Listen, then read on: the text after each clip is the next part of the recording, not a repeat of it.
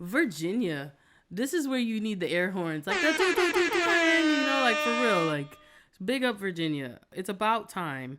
Their Senate and their House was like, we need to figure cannabis out. So they both produced bills that, like, won by a majority in favor of their citizens legalizing cannabis.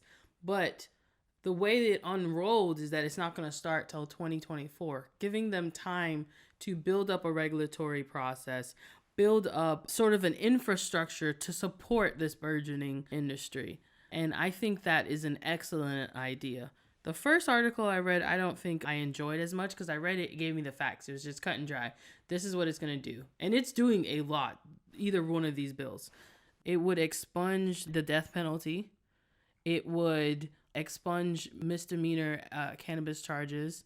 It would still be illegal under the age of 21 to possess cannabis, illegal to drive on it and consume in public, you know, just a general, hey, we don't want this, and limits on your advertising capabilities of cannabis because you don't want minors to get it. There's one thing they haven't quite figured out. Oh, they also already included home grow, so you could get 2 mature plants, 2 immature plants. So this was a pretty well thought out bill, and all encompassing for a loose framework for a great regulatory process. That first article didn't look at it from the scope of social equity.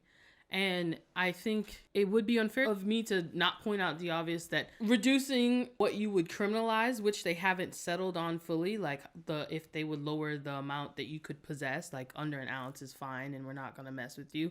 They're still forking those details out. But they just was no plans of reparations or including giving back to that underserved community. No discussion of that with that bill being dropped.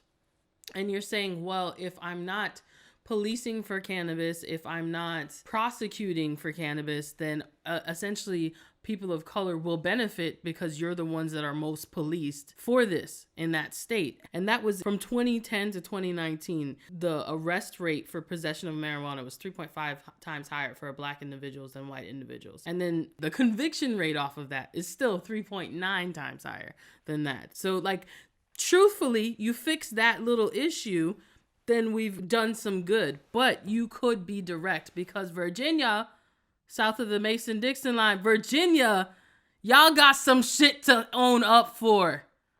Okay? Y'all was all up in the slave trade. You was with it.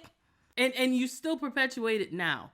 And as such, I just think that you could have done more with this. And if you give yourself till 2024, revise the hell out of this. Fight for it, citizens. You do deserve it. You have been doing great things to rectify stuff thus far. So I think last year I said Illinois was the state that was doing it right. I think another great example is now Virginia. And if you want an example of what not to do, look up what New Jersey is doing, because that is a hot ass mess. And I just don't have the energy to discuss trash today. Notice, it's all positive news with a dose of realism, because that's who I am.